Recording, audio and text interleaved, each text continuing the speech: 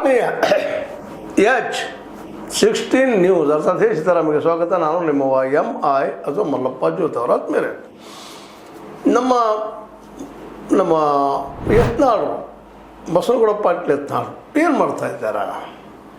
ಅವರು ಯಾಕೋ ಇತ್ತೀಚೆಗೆ ಒಂದು ಸ್ವಲ್ಪ ಇಂಟರ್ವ್ಯೂಗಳು ಕಡಿಮೆ ನುಗ್ಗಿದ್ರು, ಯಾಕೋ ಏನೋ ಮುಖ ಭಾಳಷ್ಟು ವಿಡಿಯೋಗಳಲ್ಲಿ ಬರ್ತಾ ಇಲ್ಲ ಅಂಥೇಳಿ ಅನ್ನಿಸೋದ್ರಲ್ಲೇ ಬಂದು ಹೋಗಿಬಿಡ್ತು. ಅದರಲ್ಲೂ ಮುಖ್ಯವಾಗಿ ಅವ್ರು ಹೇಳಿದಂಥ ಮಾತು, ಮುಳುಗು ಹಡಗ ಸಮುದ್ರ ಮುಳಕ್ಕೆ ಹತ್ತಿದ ಹಡಗ ಹಡಗಿನ ಹತ್ತಾರೆ ರೀ ಅನ್ನುವಂಗೆ ಮಾತಾಡಿದ್ರು.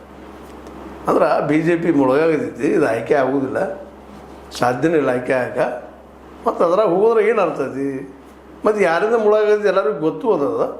ಅಂದರೆ ಯಡಿಯೂರಪ್ಪನ ಮೇಲೆ ಟಾರ್ಗೆಟ್ ಮಾಡಿದ್ರು. ಅವರು ಟಾರ್ಗೆಟ್ ಮಾಡಿ ಯಡಿಯೂರಪ್ಪರು ಇರೋವರೆಗೆ ನಾವು ಬರೋದಿಲ್ಲಪ್ಪ ಅದ್ರೊಳಗೆ, ನಮಗದರ ಅವಶ್ಯಕತೆ ಇಲ್ಲ ಅನ್ನುವಂಗೆ ನೇರವಾಗಿ BJP ಮೇಲೆ ದಾಳಿ ಮಾಡಿದ್ರು.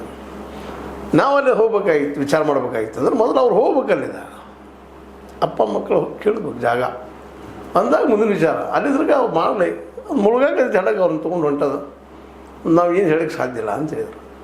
ಅವ್ರು ಹೇಳೋದ್ರಾಗ ಅರ್ಥದ ಒಂದು ಅಟ್ಲೀಸ್ಟ್ ಏನೂ ಇಲ್ಲ. ಅವರು ಯತ್ನಾಳ್ ಒಂದು ಮೆಚ್ಚಬೇಕಾಗಿದ್ದೀನಪ್ಪ ಅಂದ್ರೆ ಒಂದಕ್ಕೆ ಸ್ಟಿಕಪ್ ಆಗಿದ್ದಾರೆ. ಹೌದು, ಅವರು ಇರೋ ತನಕ ನಾನು BJPಯವರಿಗೆ ಬರೋದಿಲ್ಲ.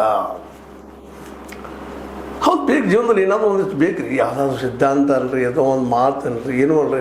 ಹೌದಪ್ಪ, ಈ ಮನುಷ್ಯ ನಿಷ್ಠೂರ ಇದ್ದಾನಂದು ಆ ದಿಶೆಯಲ್ಲೇ ನಾಳೆ BJP ಗೆಲ್ತದನೋ ಸೋಲ್ತದನೋ, ಇವ್ರು ಅನ್ನುವಂಗೆ ಮುಳುಗಿ ಹೋಗ್ತದನೋ ಯಾರಿಗೆ, ಭವಿಷ್ಯದ ಬಗ್ಗೆ ಯಾರಿಗೂ ಗೊತ್ತಿಲ್ಲ. ನಾಳೆ ಬಗ್ಗೆ ಅದು ಏನೋ ಕ್ಷಣದಲ್ಲಿ ಏನಾಗ್ತದೆ ಅನ್ನೋ ಸಹಿತ ಗೊತ್ತಿಲ್ಲ. ಅದೆಲ್ಲ ಸಂದರ್ಭಗಳು ಬಂದಂಗೆ ಹೋಗ್ತಾ ಇರ್ತದೆ. ಹಾಗಾಗಿ ಯಡಿಯೂರಪ್ಪನವರು ಅವರೇ ಉಳಿದ, ಅವ್ರ ಮಗನ ಅಧ್ಯಕ್ಷ ಉಳಿದ್ರೆ 2022 ಗೆಲ್ಲಬಹುದು.